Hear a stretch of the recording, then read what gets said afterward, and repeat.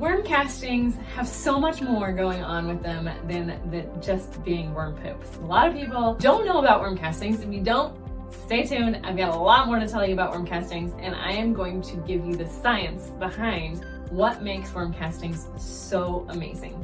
Hi, I'm Lauren Kane. I'm the founder of Elm Dirt, which I originally started in January 2020 when my 6-month-old daughter was eating dirt in my own backyard, and I knew there was a better way than all the chemicals that we were putting down in our backyard, and I just wanted her to play outside and enjoy it without having to worry what she was touching.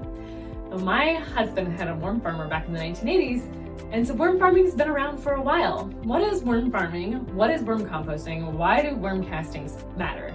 Let's get into it. Worm farming is we take composting worms, which are a special type of worms. There's like different types of worms, but most typically in the United States we use red wigglers, which is what we use in our facility. There's also Indian blue worms and night crawlers, and there's a couple different types of night crawlers, and then there's a few other types of worms that aren't in the United States. And so worms are not the earthworms that you find outside in your own backyard. Those earthworms can travel up to 10 feet deep into the soil and help break it up and do all sorts of lovely things, and they live in the soil. Well, composting worms are ones that actually break down organic matter and turn it into fresh soil. So they're gonna live in like leaf litter, cow manure, in all sorts of places that is more in the upper surface. They only wanna go about 6 to 8 inches deep into the soil or into the leaf litter. They don't want to travel that 10 feet deep. They don't want to go down that far. And we're breaking down organic matter.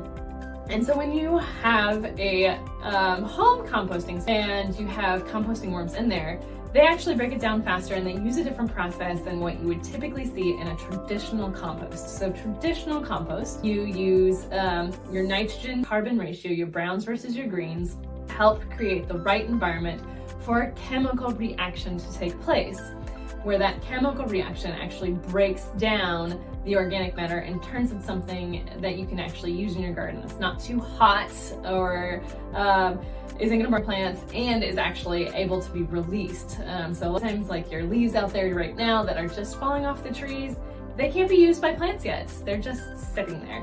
And they have so much benefit inside them that they have to be broken down. So with traditional compost, what you're really looking for is for it to heat up and get to a certain temperature, and that is the chemical reaction. It's an exothermic reaction where it's releasing heat as it breaks down.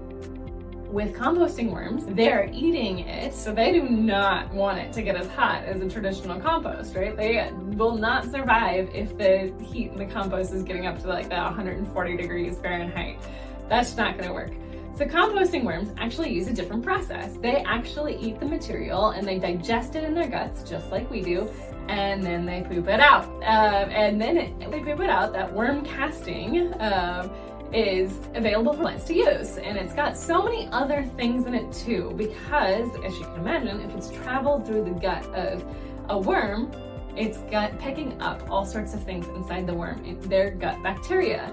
And just like humans, where gut bacteria has so many benefits, so do the gut bacteria of worms. And so that's where the magic happens.